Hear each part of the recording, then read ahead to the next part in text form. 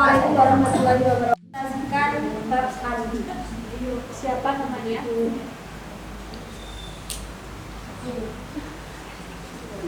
Baiklah, di sini mandi dalam pengertian umum adalah meratakan tubuh dengan air. Nah, maksud dari meratakan tubuh dengan air itu semuanya, mulai dari tumbuhnya rambut hingga ujung kaki. Nah, dalam agama Islam mandi bukan hanya sekedar membersihkan tubuh. Mandi dalam agama Islam juga berarti mensucikan diri dari hadas besar dan hadas kecil. Di sini Syekh Salim bin Sumair Al-Hadrami dalam kitabnya Safinatul Hajah menyebutkan ada dua hal yang menjadi rukunnya mandi. Furudul ghusli isnani an-niyatu wa ta'mimul badani bil ma'i. Artinya, fardu atau rukunnya mandi ada dua, yakni niat dan meratakan air ke seluruh tubuh.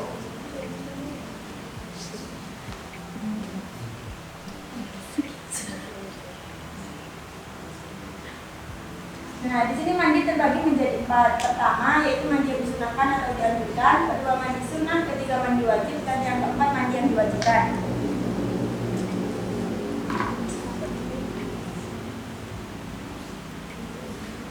Baiklah, yang pertama mandi yang disunahkan atau mandi yang dianjurkan. Yang termasuk dalam mandi yang disunahkannya ada dua. Pertama, mandinya orang yang memandikan mayit. Dan yang kedua, mandi ketika memasuki kota Mekah. Kedua, mandi sunnah. Yang termasuk dalam mandi sunnah ada 4. Pertama, mandi di hari Jumat, hari Arafah, 2 hari Raya, yakni Idul Fitri dan Idul Adha. Dan yang terakhir, mandi saat masuk Islam ketika haji.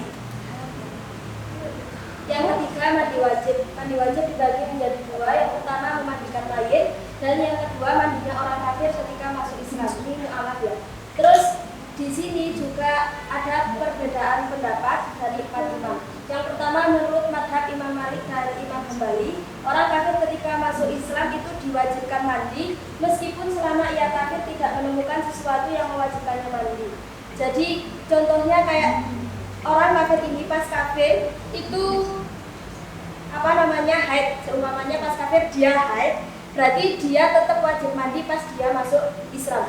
Masih dia menemukan, meskipun dia menemukan yang mewajibkannya mandi, itu tetap diwajibkan untuk mandi. Yang menurut Abu Hanifah tidak mewajibkan mandi bagi orang kafir jika ia masuk Islam. Dan yang ketiga, menurut Imam Syafi'i, orang kafir tidak wajib mandi kecuali ia menemukan apa yang mewajibkannya mandi sebelum masuk Islam. Nah, di sini perempuan maupun laki-laki dalam hal mandi itu sama, baik dalam kesunahan maupun kewajibannya. Yang keempat, mandi yang diwajibkan. Yang pertama, mandi jinabat. Yang kedua, mandi haid. Yang ketiga, mandi nifas. Metodologi penelitian. Kita tadi berbicara tentang mandi wajib. Jadi harus pula membicarakan tentang jinabat itu untuk mendefinisikannya. Berbicara tentang haid itu untuk mengenalkannya. Terus berbicara tentang nifas itu kapan dan berapa lamanya nifas tersebut.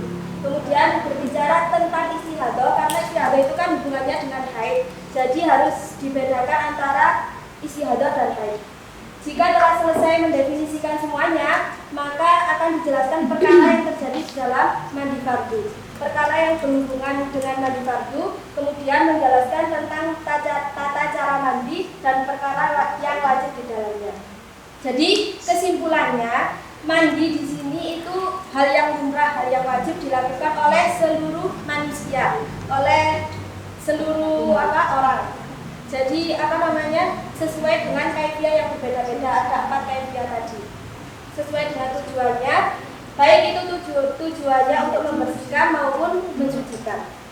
Terus di sini ada beberapa macam pembagiannya. Yang pertama jinabat, yang kedua haid, yang ketiga nifas, dan yang keempat istihadah, yang kelima bima yakumul husli. Dengan apa adanya mandi, itu penyebabnya mandi. Dengan apa penyebabnya mandi. Yang keenam kaifiatul husli wa ma yajibu fihi, tata cara mandi dan apa yang mewajibkan di dalamnya.